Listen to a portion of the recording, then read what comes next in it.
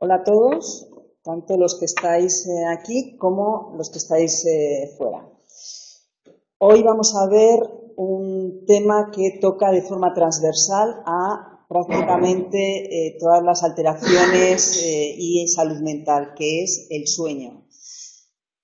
Es importante identificar lo que son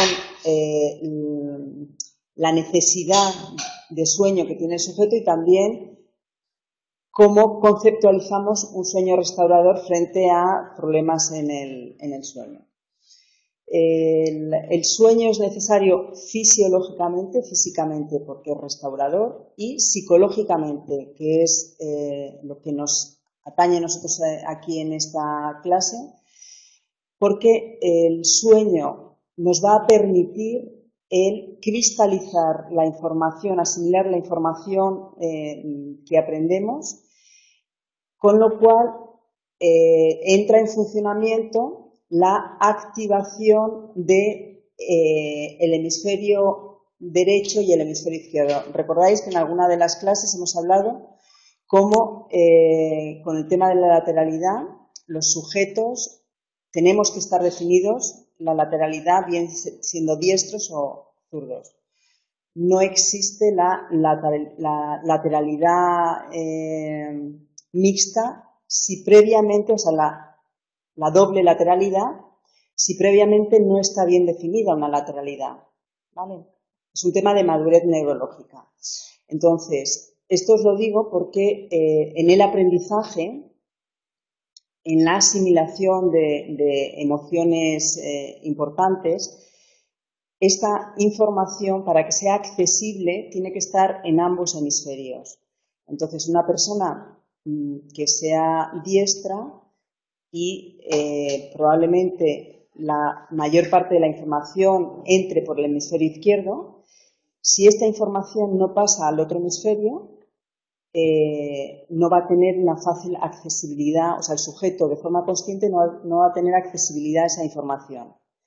Entonces, durante el sueño, en una de las fases de sueño, que es el sueño REM, de Rapid Eye Movement, no sé en el libro si viene como REM o MOR, pues movimiento de ojos rápidos. Es cuando el sujeto dormido, no sé si lo habréis observado alguna vez, con los párpados caídos, se nota que la pupila la mueve de derecha a izquierda. Esa activación está relacionada con la vivencia de situaciones, son cuando tenemos sueños donde podemos acordarnos de cosas. Entonces ahí normalmente se elicitan emociones o se elicitan situaciones donde la mera activación del globo ocular hacia un hemisferio y hacia otro es lo que va a favorecer esta asimilación o este procesamiento de información. Entonces, es muy importante, por lo tanto, que el sujeto pueda tener ese tiempo para reprocesar cosas de su vida diaria. Las características del sueño van a estar muy determinadas. El sueño es una necesidad, nadie puede estar, no sé si son más de 4 días sin dormir nada, porque es una necesidad física la que tenemos. Entonces, partiendo de esa necesidad, hay 4 dimensiones que van a determinar cómo va a ser el sueño de una persona. Por un lado, el propio organismo. Cada persona tenemos una estructura orgánica con ciertos rasgos distintivos que van a depender de la edad que tengamos. Por ejemplo, el bebé lactante va a dormir 20 horas y la persona mayor, a partir de los 60 años, pues puede que duerma a lo mejor 7 horas. Va a depender también del patrón de sueño, porque cuando veamos cómo se estructura el sueño, no todo el mundo cumple los distintos estadios del sueño de forma armónica, sino que a lo mejor se tarda mucho en llegar a una de las fases, se salta alguna de las fases, se despierta a la mitad de la noche. Va a depender también de cómo fisiológicamente estemos, si si estamos tranquilos, si tenemos algún tipo de dolencia, si el aparato digestivo funciona mal, si tenemos algún tipo de malestar crónico que no nos permite conciliar el sueño o dormir con tranquilidad. En todo caso, hay una necesidad de dormir para todas las personas. Luego, el ambiente, que es algo que normalmente no se habla mucho, pero según donde duerma una persona, pues va a favorecer o no ese sueño relajado y tranquilo. Entonces, son factores relacionados con el entorno donde está durmiendo, cómo es la habitación, si tiene luz, si no tiene luz, ruidos, temperatura. Esto no significa que para dormir haya que tener algo, la habitación estupenda, con la persiana siempre de la misma forma, ¿no? Porque ahí es cuando se generan dependencias y hay gente, no puede dormir si no está la persiana totalmente bajada. Y cuando le toca irse de viaje y tiene que ir a un sitio donde no hay persianas, pues al principio lo pasa mal hasta que se acostumbra a dormir sin persianas.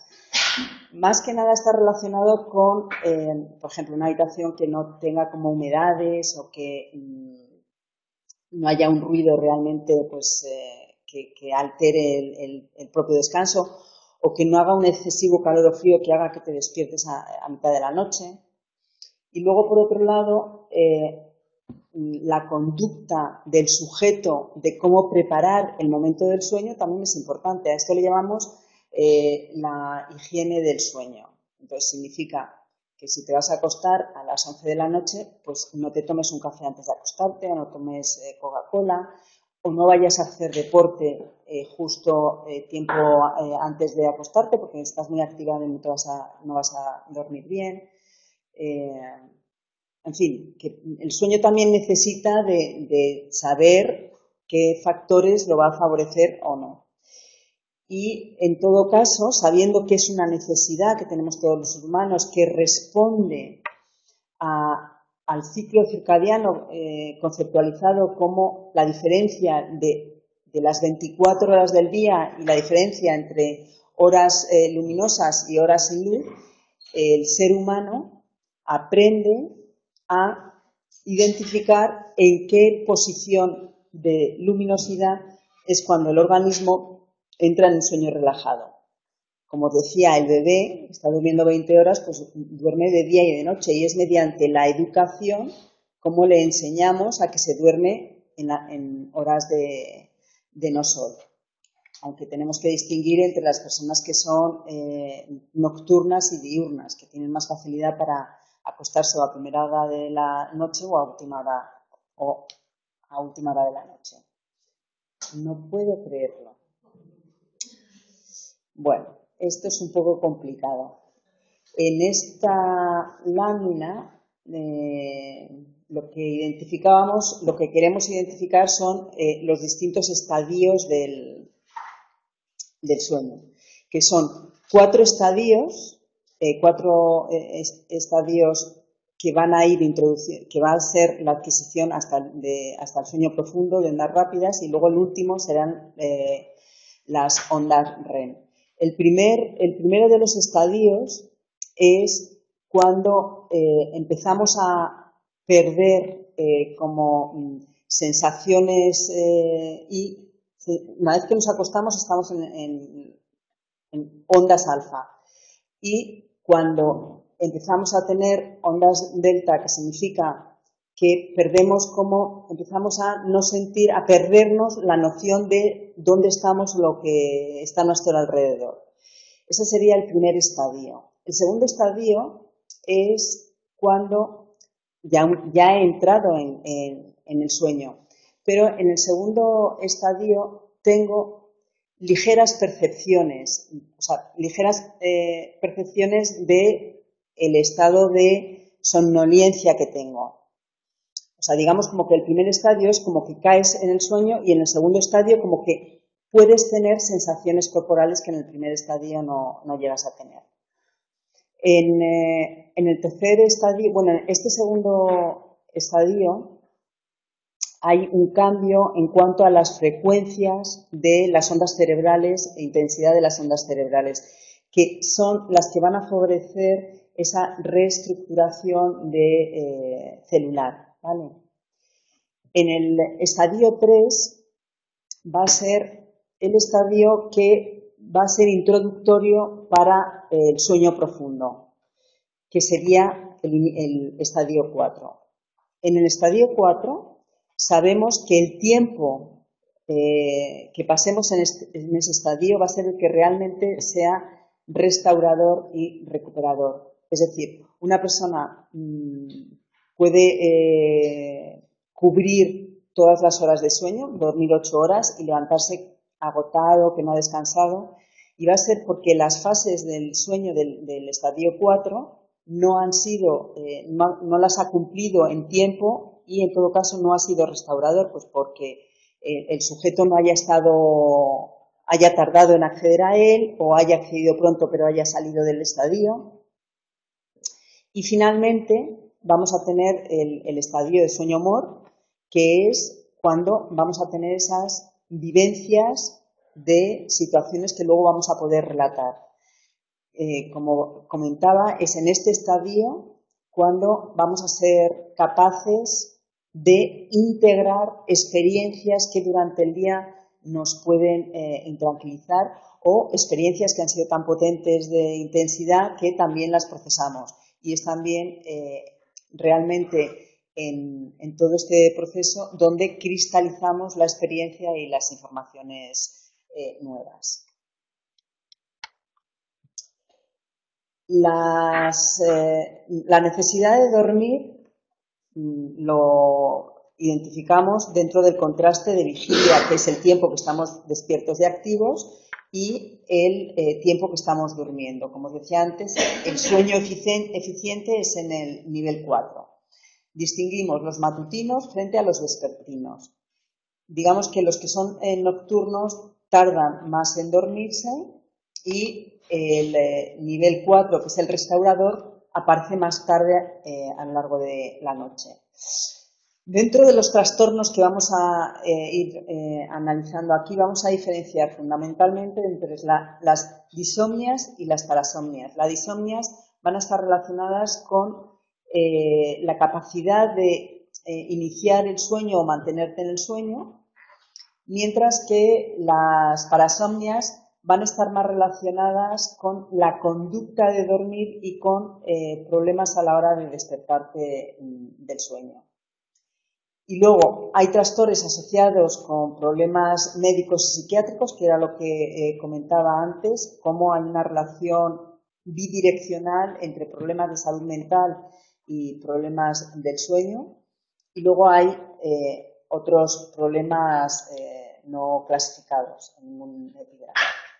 Bueno, como trastornos de sueño y las disomnias que comentábamos, el más importante y el que se da en el mayor número de población es el insomnio.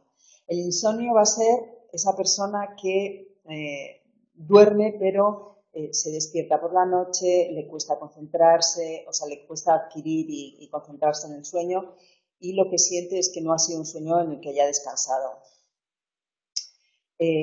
La queja que nos van a transmitir, y es la que hay que valorar, es una queja subjetiva, porque ante un mismo patrón de sueño hay gente que puede resultarle positivo y a otras personas no. Entonces va a ser la queja del sujeto la que nos va a determinar si es preocupante o no. Pero tenemos, para operativalizarla, tenemos distintos conceptos. Por ejemplo, la latencia. La latencia es el tiempo que un sujeto tarda entre que se mete en la cama y cierra los ojos, porque una cosa es meterte en la cama, ponerte a leer, ver la televisión. En este caso aprovecho para decir que es muy perjudicial dormir en una habitación donde tienes estímulos como la televisión, como el móvil que dejas al lado de la cama y que enciende la lucecita cada vez que hay un mensaje. Entonces, latencia es teniendo en consideración que no hay ningún distractor y cuando te metes en la cama, cierras los ojos para dormir, tardar más de 30 minutos sería. El tiempo total de sueño consideraríamos que es un insomnio cuando el tiempo total, descontando los despertares y demás, va a ser menos de 6 horas y media. Y recordar que son 8 horas el tiempo recomendado para una película. Durante el día, cuando están en vigilia, se van a dar cuenta que les cuesta la concentración, que están como lentos a la hora de hacer las cosas, y estos síntomas se van a dar más de 3 veces por semana durante un mes, y la vigilia, es decir, lo que no duerme a lo largo de la noche de forma acumulada, van a ser más de 30 minutos. ¿Cómo se distribuye en la población? Tenemos datos de población americana, información que esta no está actualizada, o sea, ahora mismo es mucho mayor, 5%, en mujeres más que en hombres, y aumenta con la edad. En las personas de la tercera edad hay un 20% de personas que padecen insomnio. Tipos de insomnios. Pues el que es situacional va a ser aquel que va a depender de algún hecho o suceso que está favoreciendo que esta persona no consiga tener un sueño restaurador. Entonces, puede ser un cambio de horario. Por ejemplo, en Navidades hay tiendas que cambian los horarios a sus empleados pues para poder hacer repartos o poder hacer distribución y demás. Ese cambio de horario va a favorecer durante el día y por la noche es cuando están trabajando. Ese cambio de horario les va a propiciar una alteración en el sueño que va a hacer que les cueste dormirse, que se despierten por la noche y demás. Pero es pasajero, es decir, cuando vuelven a su horario normal esto se va a modificar. Y luego también cuando hay problemas emocionales, cuando hay un problema que tienes ahí en la cabeza, pues en la fase 2, que es cuando normalmente somos sensibles a percibir sensaciones, pues identificamos algún pensamiento, nos enganchamos en él y es difícil de dejarlo. Con lo cual, también esta alteración va a ser momentánea, porque en cuanto se vaya el problema emocional que nos está ocasionando, recuperaremos el sueño. Y luego tenemos el insomnio crónico, que es cuando realmente hay un problema bien de salud mental o médico que lo está favoreciendo. Por supuesto, también el dolor es un factor que va a influir muy negativamente en el sueño. Los trastornos de personalidad, como os decía antes, también están relacionados con problemas de sueño y de insomnio, es decir, de tener un mal patrón de sueño y no dormir y descansar lo suficiente. La depresión como trastorno emocional va a representar y va a favorecer la aparición del insomnio, donde el sujeto va a tardar lo mismo que siempre en quedarse dormido, pero sin embargo va a tener muchas situaciones donde va a despertarse. Sobre todo, favorecido, como os decía, por esos pensamientos un poco intrusivos que el sujeto pueda tener. La hipomanía, ¿recordáis lo que era la manía? Desde el punto de vista patológico en salud mental.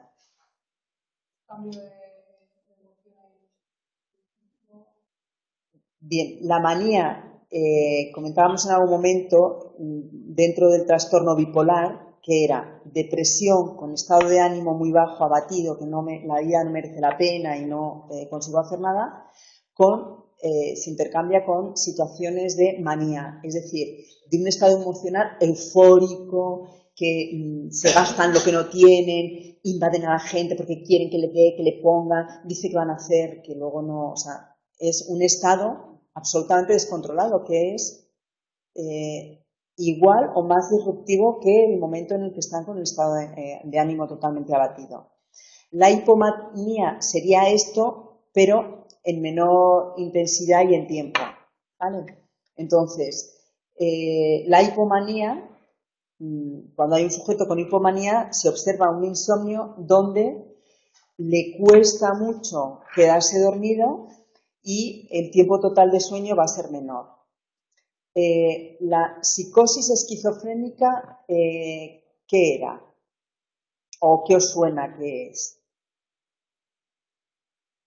No os preocupéis por decir lo que se os pase por la cabeza, porque aquí lo que tenéis que hacer es familiarizaros. Que siempre sale la esquizofrenia, lo digo yo. ¿El qué, perdona? Que siempre sale la esquizofrenia. Pues sí, habla. Venga, que sí. Eso es.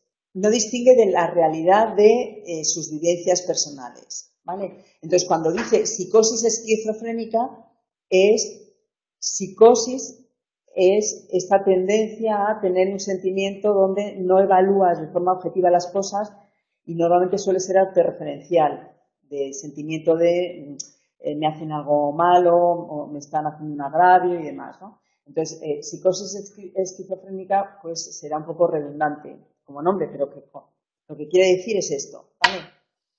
Entonces, estas personas tienen dificultad en el inicio del sueño y también en mantener el sueño. Anorexia nerviosa. ¿Qué es la anorexia nerviosa? Que hayáis oído, porque todavía no lo hemos visto aquí.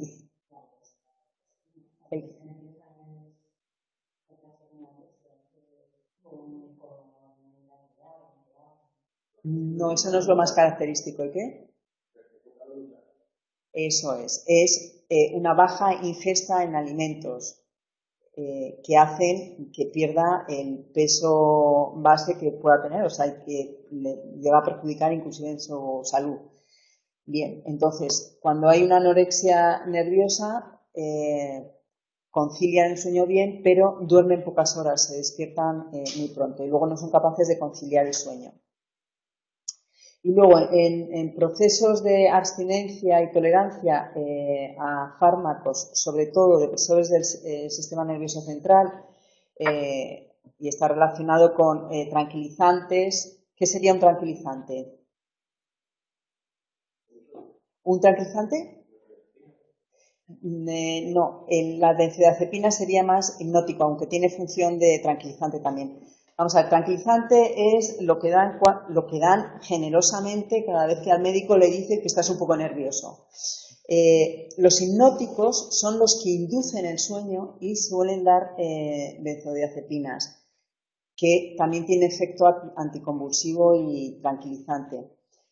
El uso de estos medicamentos van a favorecer el que el sujeto le cueste dormirse y además se despierte muchas veces.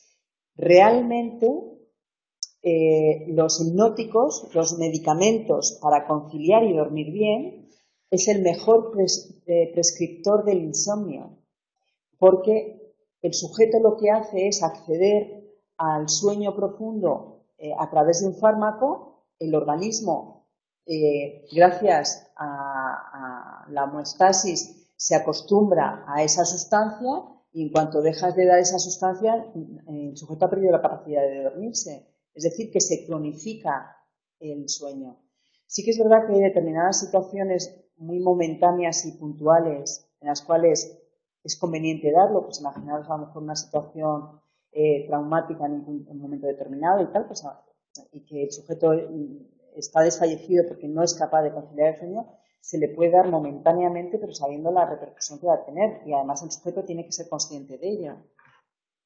Bueno, entonces, como veis, estos medicamentos, si el primer día tomas, o sea, si te quedas dormido con una dosis, por esa capacidad de adaptarnos a las sustancias de nuestro organismo, progresivamente tenemos que ir adaptando, aumentando la dosis que estamos dando.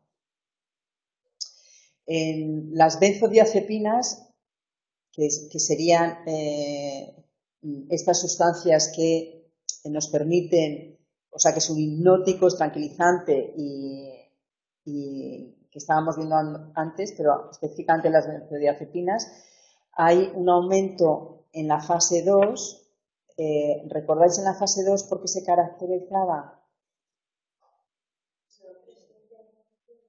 Claro, justo. En la fase 2, o sea, en la fase 1 iniciamos el patrón de sueño. En la fase 2 tengo sensaciones, puedo tener sensaciones, ¿vale? Entonces, si aumenta la fase 2, pues hay más probabilidades de que yo me despierte, pues porque oigo un ruido, porque tengo frío, etcétera. Eso es.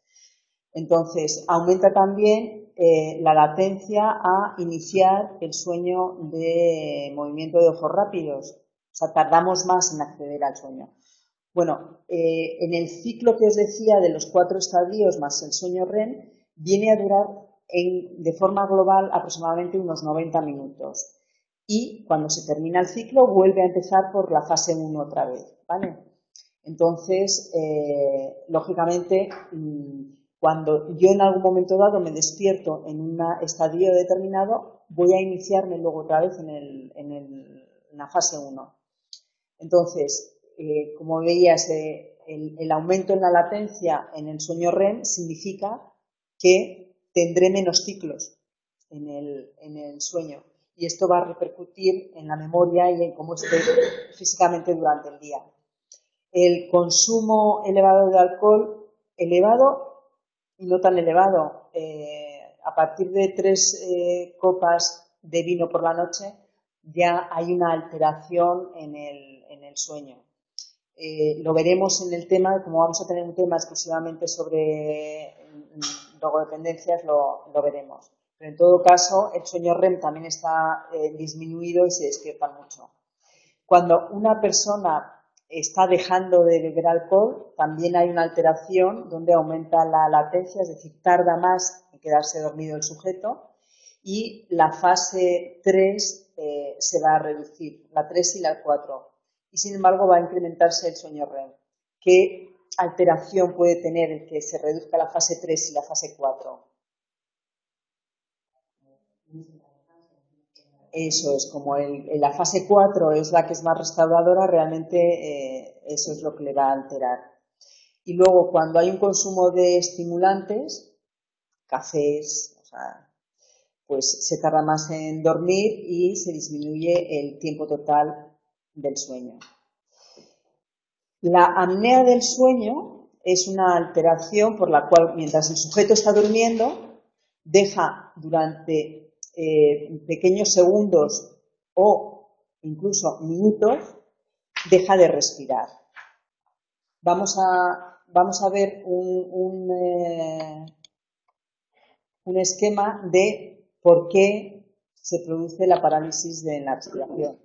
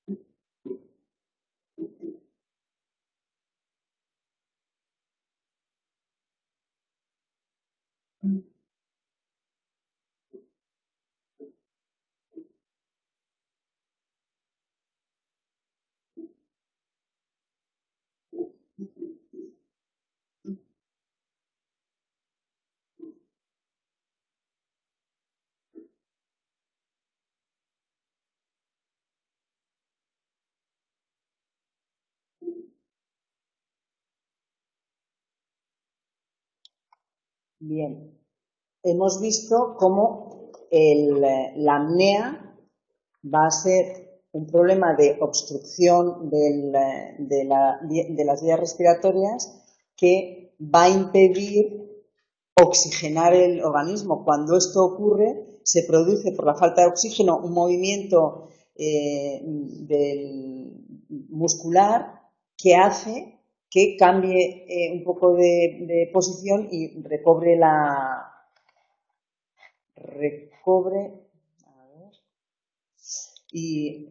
nuevamente el sueño. Bueno, recobre la respiración y donde haya habido la apnea, en la fase en la que esté, volverá nuevamente al inicio de la fase. Entonces,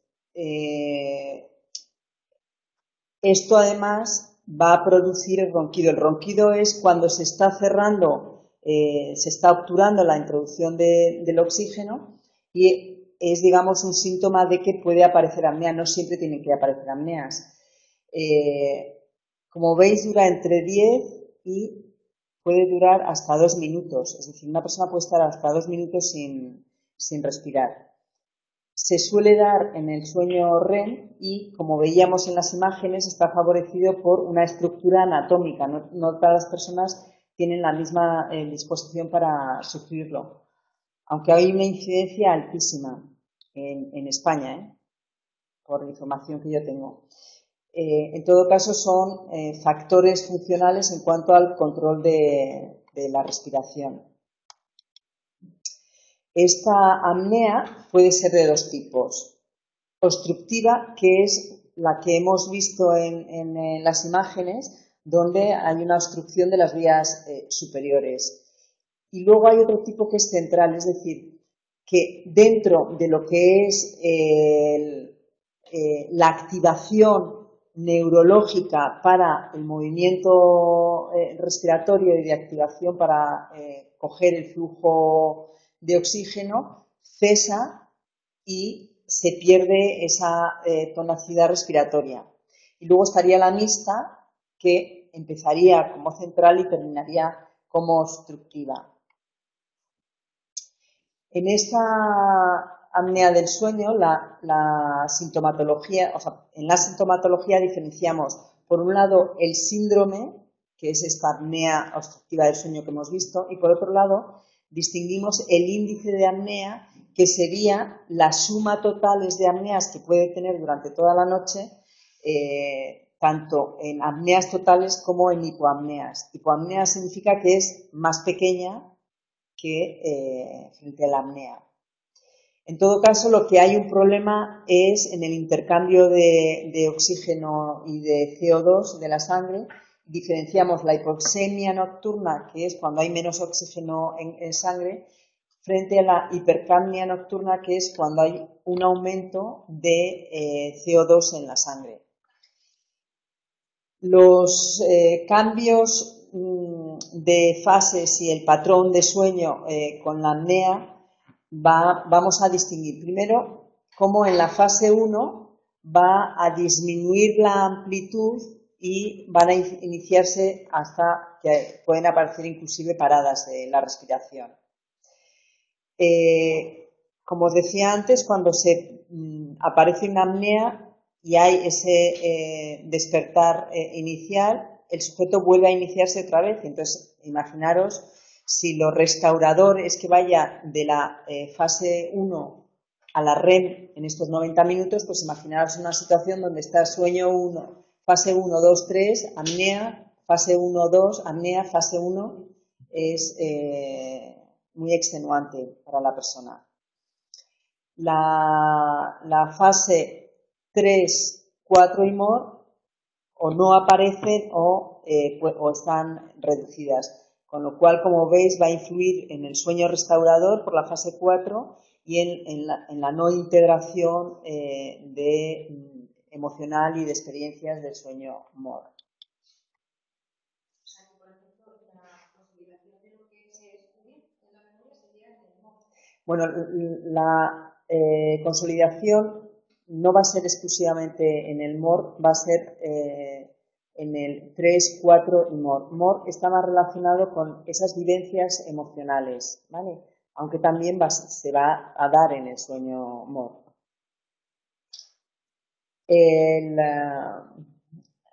¿Qué sintomatología nos va a provocar el padecer estas apneas? Pues por un lado va a alterar nuestro sistema cardiovascular y vamos a poder tener problemas de hipertensión intracraneal, arritmias cardíacas, infarto cerebral, inclusive en caso extremo, muy extremo, que en probabilidad es poca, sería la muerte súbita. Va a favorecer el que aparezca un ronquido y indicaros cómo estos ronquidos pueden superar los 60 decibelios y teniendo en cuenta que entre 50 y 60 se consideran que son dañinos, imaginaros el malestar que puede generar en el entorno el ronquido.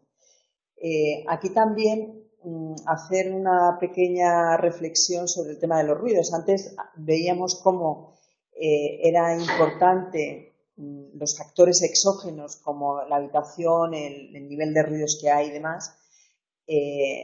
En situaciones de separación ahora ya las separaciones no son tan difíciles como eran antes. Ahora con que hay una persona que se quiere separar se da por disuelta la pareja, pero cuando había que ir a juicio y tenía que ser un juez el que dictaminase, el ronquido se aceptaba como un factor que alegaba el no poder tener la convivencia con la persona, o sea que fijaros lo distorsionador que es. Pero también es verdad que podemos educar al organismo a acostumbrarse a un nivel de ruido determinado. O sea que el convivir con una persona que tiene problema de ronquidos, aunque ahora mismo está muy tratado porque se les tratan con unas mascarillas, unas pinzas que se ponen en la nariz, unas mascarillas y demás, pero bueno, que los ronquidos no...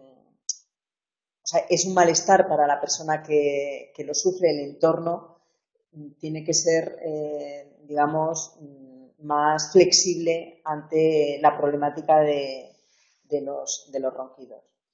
Y luego, el padecer esta patología va a favorecer la ganancia de peso corporal. Vamos a ver ahora otra disomnia que se llama narcolepsia, que normalmente es muy llamativa. Se identifican por 4 síntomas que no se dan en el mismo momento, pero que sí que padece el sujeto. Por un lado, durante el día tiene un sueño excesivo y se inicia, pero un sueño excesivo significa que se queda dormido, ¿vale? Y se queda dormido en el sueño REM. Y dura poco tiempo, entre 10 y 15 minutos durante el día. Luego, padecen la cataplexia, que es perder el tono muscular. Antes nos comenté una diferencia fundamental en los distintos estadios del sueño, que el sujeto, cuando se inicia en el sueño en los 4 primeros estadios, tiene movilidad en su cuerpo, tiene tonicidad muscular y pues cambiamos de postura, nos movemos.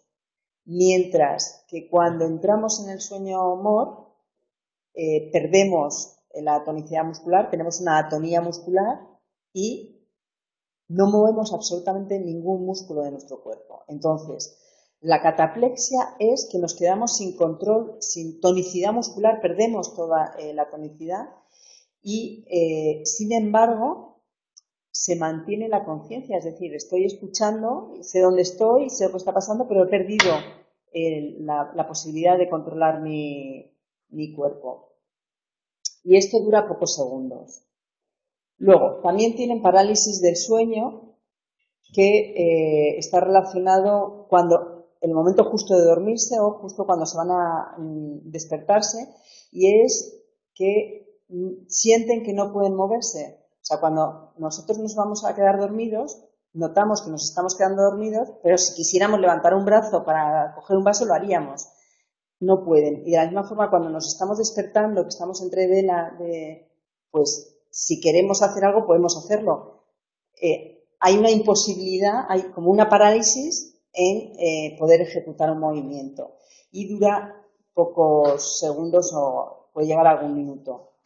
Y luego también tienen alucinaciones hipnagógicas, que son alucinaciones justo cuando están iniciando en el sueño.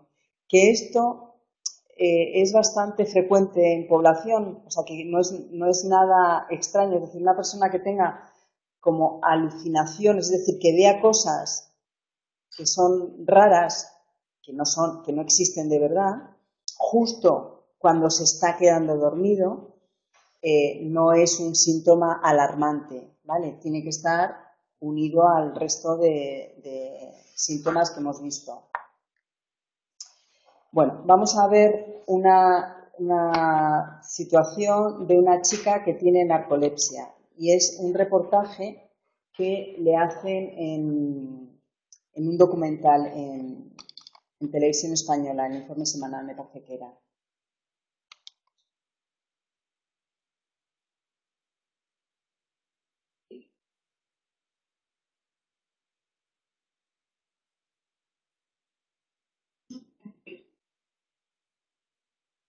No está fingido, ¿eh?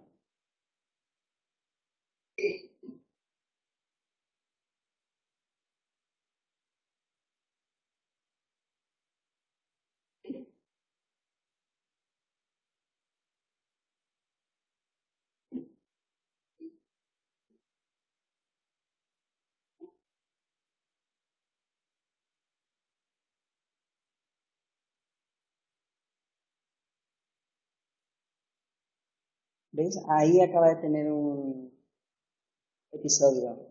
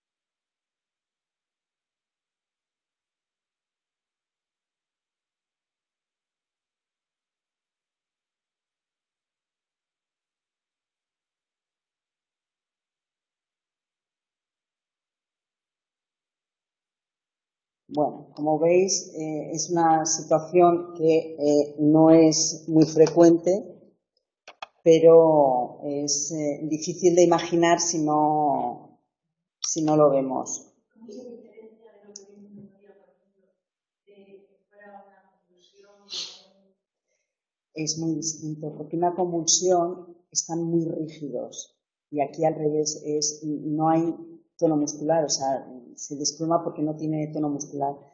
Y en una convulsión, que además os comentaba que el problema es querer cogerle para que no se haga daño y realmente hacerle alguna lesión al intentar contener ese movimiento de convulsión que están haciendo, donde están todos los músculos contraídos, es decir, al revés es la tonicidad extrema muscular frente a la atonicidad.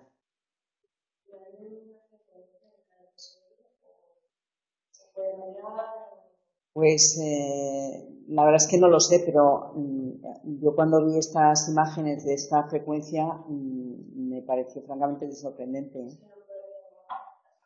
No, pero fíjate, o sea, ella va al colegio y en un momento en el relato también decía que una de las profesoras se exigía que se pusiera un casco y, claro, ella adolescente decía que ni de broma, que no se iba a poner un casco, que prefería caerse y hacerse daño. No siente una emoción fuerte o dice, Ya. está la adolescente hija de su vida.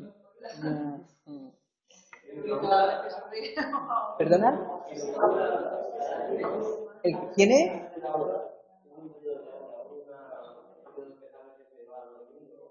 No, vamos, por lo que, o sea, yo no conozco mucho esta patología, pero por lo que ella decía, no es fácil de prever, solamente que si es un momento, son situaciones muy de activación, de emoción fuerte y tal, que le va a pasar.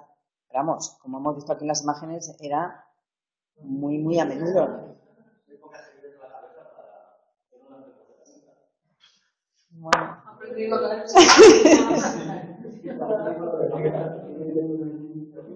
Ya, ya.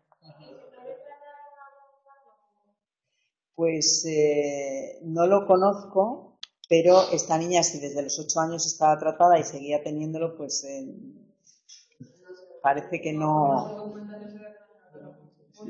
Ya, sí, sí. Efectivamente. Bueno, aquí nos dice que comienza en la adolescencia, pero ya habéis visto cómo puede empezar en la infancia. Es crónico y tiene una incidencia de 1 a 2 personas frente a 1000.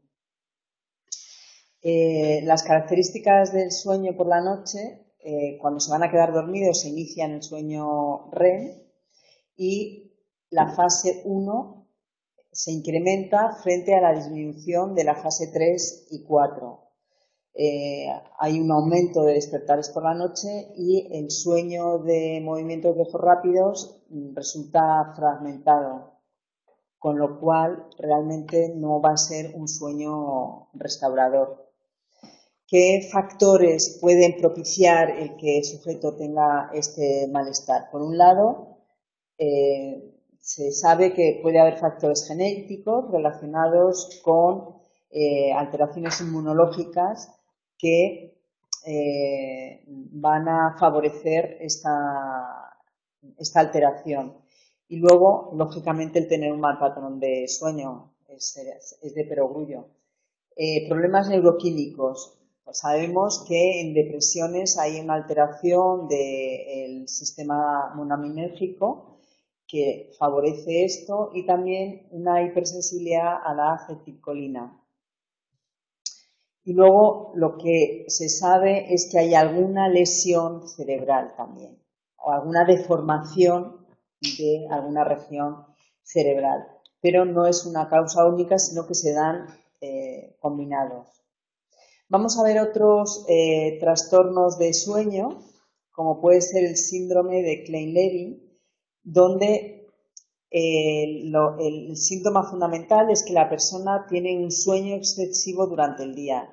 Es capaz de dormir hasta 20 horas. Entonces está claro que, claro, está claro que es imposible eso compatibilizarlo con las obligaciones de la vida diaria. Sí. Bueno, es un trastorno que aparece y desaparece de forma espontánea y parece que está relacionado con un aumento de peso, un exceso de ingesta y mucha sed, una irritabilidad, dificultades para mantener un pensamiento fluido, correlaciona con alucinaciones y en los varones parece que hay una activación del deseo sexual.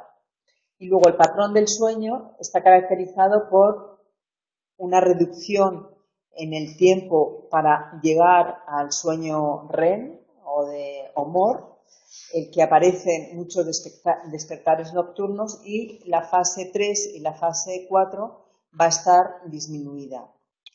Este síndrome es mayor en varones que en mujeres. Se inicia en los varones, parece ser que se inicia a partir de los 15 años, frente a las mujeres que se inicia a los 20, pero como os decía, va a ser esporádico, no va a ser crónico. con 30 a 40 años remite. La causa todavía es desconocida y tiene similitudes en cuanto al patrón de sueño con el que sufren las personas que tienen depresión. El síndrome de Pickwick es un sujeto que se queda dormido en cualquier lugar y de cualquier forma, que no es como lo que hemos visto antes, porque antes no es que se quedaba dormido, pero con la atonía muscular. Estos se quedan dormidos, pero no se desvanecen, o sea, se quedan dormidos. Es un síndrome raro y también está caracterizado, se da en personas con obesidad, que lógicamente tienen mucha somnolencia, que no tienen una buena ventilación y luego que padecen una deshidratación.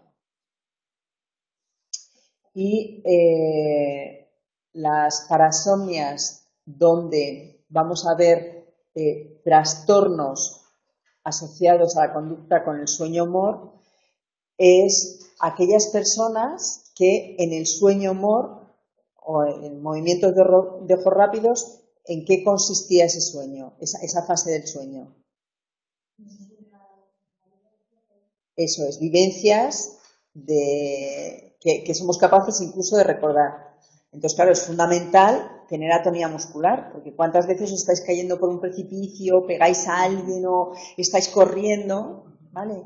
Bueno, pues este trastorno, el problema es que no pierden la tonicidad muscular. Y entonces, imaginaros una persona, no, pero es real y es tremendo y además es muy peligroso, que intenta saltar por la ventana, que rompe la puerta, que tira los muebles, porque es que se está peleando con alguien o está cayéndose por un precipicio y entonces sus movimientos correlacionan con el sueño que está teniendo. Sí, que pasa a un nivel no tan exagerado de levantarte de aquí con alcoholismo, no es en la cama moviéndote.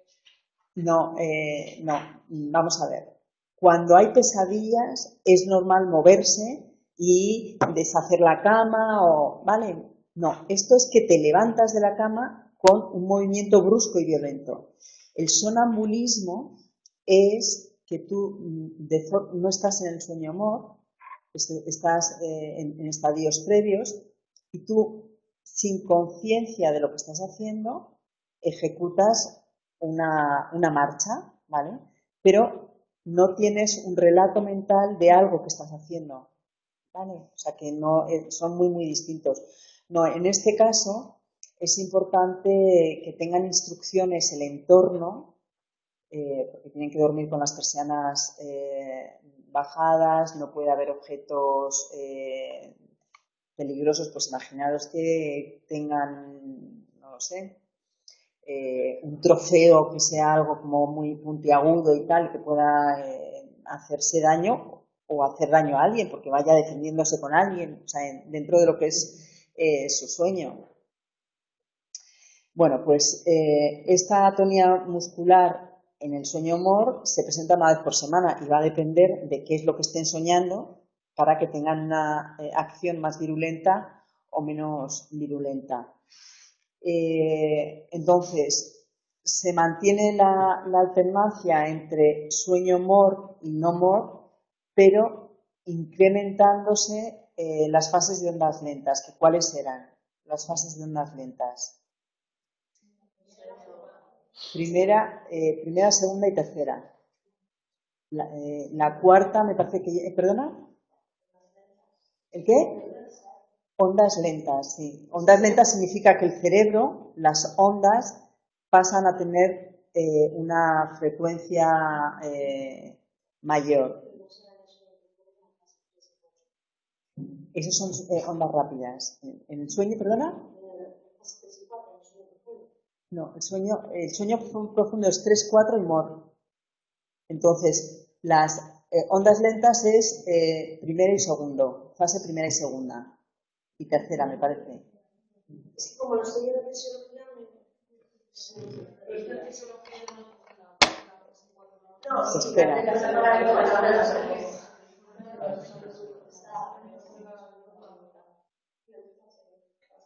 A ver. Vamos a ver. Ondas lentas, fase 1, fase 2, fase 3 y fase 4. Y la quinta es de...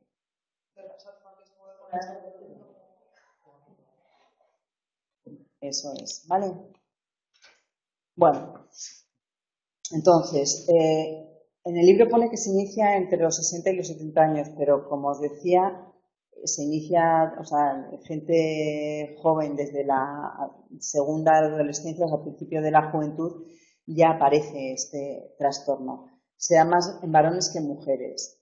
La causa parece que está relacionada con el descenso de la actividad serotonérgica o noradrenérgica, que es la que está involucrada en la inhibición de la fase del sueño-MOR. Suele también estar asociado con inicios de enfermedades como la esclerosis múltiple, el Parkinson o tumores troncoencefálicos. Pero entonces, digamos que sería secundario a la patología. Vamos a ver ahora, y así lo podemos distinguir, los trastornos del sueño relacionados con la infancia. La pesadilla, que podemos tener también los adultos. Lo que pasa es que en los niños es más frecuente, porque en los niños, digamos que tienen que invertir más tiempo en asimilar las experiencias que están viviendo. Entonces, es en el sueño-MOR donde el niño pues sufre o se alegra con lo que está viviendo. Suele despertarse por la noche cuando el sueño está relacionado con algún problema de ansiedad. Con lo cual el problema en los niños es que al despertarse y recuerden pues ese monstruo, esa persona que estaba intentándole matar, que rechacen el momento del sueño por relacionarlo con ese sueño, con lo cual es muy importante el tranquilizar a los niños cuando tienen pesadillas. Pero, como os digo, puede ser a cualquier edad. Y además es bueno que tengamos pesadillas porque significa que estamos procesando información que nos preocupa durante el día, con lo cual es positivo.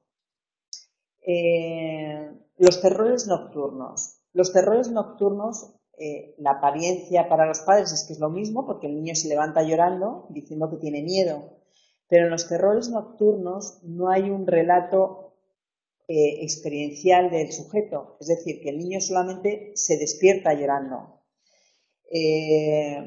Por eso es un trastorno en el despertar y normalmente se despiertan en la fase 3 y 4, no en la fase de movimientos de ojo rápido.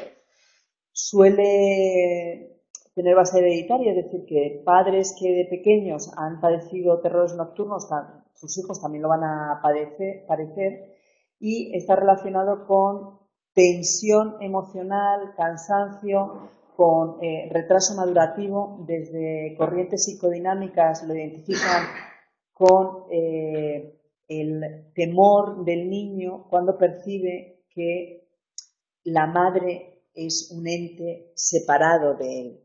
Quiero decir, con los 2 años normalmente es cuando aparecen estos terrores nocturnos y es muy habitual en los niños. Y es verdad que con los 2 años es cuando el niño normalmente empieza a estar escolarizado, tiene noción de que su figura de apego no está todo el rato con él, y esa sensación de darse cuenta que no siempre está con su figura de apego puede favorecer un sentimiento de inseguridad que propicie este terror nocturno. Lo cierto es que se da fundamentalmente con los 2 años.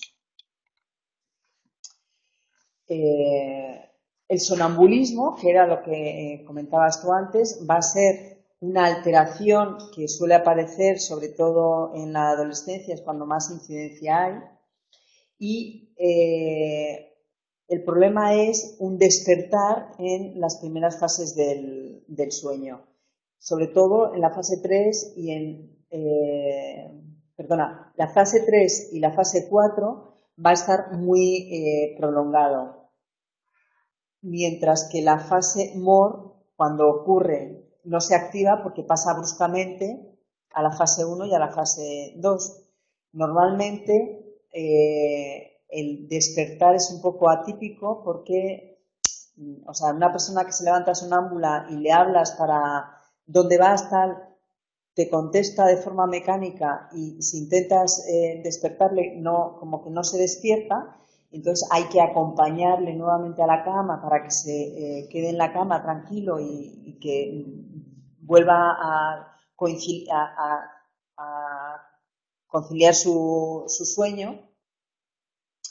Y normalmente, como os decía antes, suelen ser entre los 10 y los 14 años cuando aparece, y según los datos un 15% de los jóvenes lo han tenido alguna vez, y se suele relacionar con el somniloquio, que es hablar en alto durante el sueño. Nuevamente, el sonambulismo también parece que es hereditario y que se manifiesta en momentos de estrés. El somniloquio que decíamos antes, pues es eso, es hablar en alto. Vamos a distinguir cuando se está en el sueño paradójico frente a cuando se está en el sueño de ondas lentas. Si es en el sueño paradójico, que es en el de movimientos de ojos rápidos, digamos que el discurso que tienen es muy rico, porque es que están hablando de lo que les está pasando y entonces te cuentan con detalle lo que están viendo, lo que están viviendo, frente al discurso cuando están en el sueño de ondas lentas, que no llegas a entender bien qué es lo que están diciendo. Sabes que están hablando algo, pero no lo identificas bien. El somniloquio se suele iniciar de 3 a 6 años y cuando se mantiene en adultos es en situaciones en las que el sujeto está sometido a alto estrés. El Jactios capitis nocturna es una alteración en el sueño, en el inicio del sueño, donde el sujeto, lo que antes de dormirse, o en las primeras fases, en la fase 1 y en la fase 2, lo que hace es mover de forma rítmica la cabeza, como veíamos en alguna de las imágenes como de autoconsuelo, que veíamos en una niña un día que veíamos autismo. Esto es solamente, y no está relacionado con ningún trastorno mental, es solamente que mueven la cabeza para conciliar el sueño. Suele ser habitual en lactantes y además les gusta como golpearse un poco con la cama cuando lo están haciendo, sin hacerse daño, claro.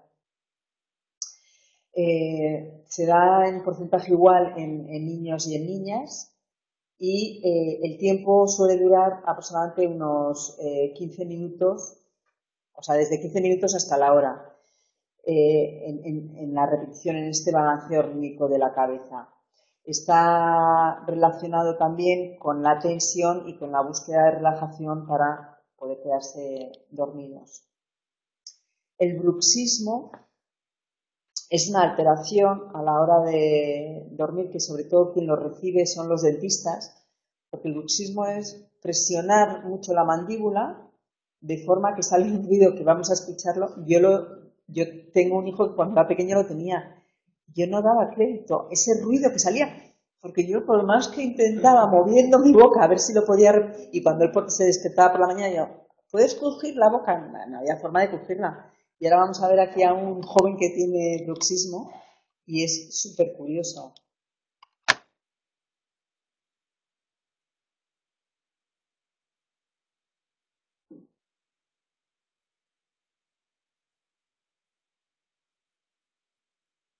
Ese ruido es el que sale de friccionar la mandíbula superior con la inferior, pero realmente es muy difícil. Vamos, yo no he conseguido reproducirla en ningún momento.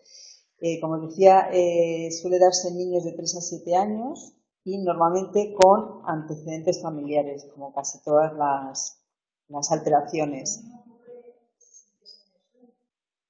El bruxismo sí, pero no es habitual. O sea, en personas sanas no es habitual. ¿Por qué lo dices?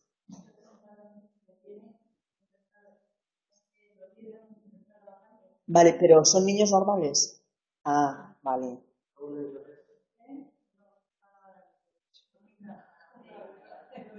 Claro, pero aquí parece mentira que se puede hacer ese ruido, ¿verdad? Sí, También la ropa con la piña, como la tienen colocada. claro. Hombre, normalmente lo que se les ponen son unas células en los molares para que, aunque presionen, no se deteriore, porque además es que en el fondo terminan de... Claro, no, y sobre todo, vamos a ver, esto es como los ruidos que generamos los humanos, nos acostumbramos a ello por selección, porque si estuviéramos escuchando todo nos volveríamos locos. Parece ser que el ruido de nuestra digestión es muy potente, pero nosotros no lo atendemos. Entonces, si hay una persona que desde que empieza la dentición realiza esos ruidos, probablemente su sistema sensorial elimine atender a ese ruido. Pero es todo más muy sorprendente. Bueno, vamos a ver ahora aquellos problemas relacionados con el ritmo circadiano, que es el ciclo de 24 horas. Las personas lo que hacen es que presentan somnolencia hasta que nuevamente vuelven a retomar el horario que tenían para dormir. Normalmente tiene una pauta irregular en el cambio y suelen ser trabajos nocturnos, pilotos y lo que aparece es un insomnio donde se retrasa el poder quedarse dormido o se despiertan antes. Trastornos relacionados con la vejez o la edad madura. Sabemos que los sujetos pueden necesitar algo menos de tiempo para dormir, pero lo que más influye fundamentalmente es que empiezan a fraccionar el sueño y a lo mejor duermen pequeñas siestas durante el día, con lo cual la necesidad de sueño es acumulada. Entonces, en estos casos, dormirán muy mal por la noche, pero lo que es importante es que no tengan esos descansos durante el día que va a impedir que tengan un sueño descansado durante la noche. Les va a costar quedarse dormidos y van a tener despertares a lo largo de la noche. Lo más característico es que se reduce el sueño de ondas lentas en el estadio 3 y 4 y el tiempo total de sueño va a ser menor. La modificación de este ciclo circadiano de vigilia y sueño va a propiciar el que pueda aparecer un mioclonus nocturno, que es el mover las piernas durante el sueño. Es decir, cuando están dormidos, sobre todo en la fase 1 y 2, el sujeto en la cama pues tiene como contracciones musculares en las piernas que están moviendo la pierna, ¿vale? Está dormido, que es muy distinto al síndrome de piernas inquietas, que es cuando tú estás despierto, empiezas a mover las piernas, ¿vale? Entonces, el mioclonus nocturno es exclusivamente en las fases del sueño, donde también puede aparecer esporádicamente en el sueño MOR y se suele dar en un 34% de personas mayores de 60 años.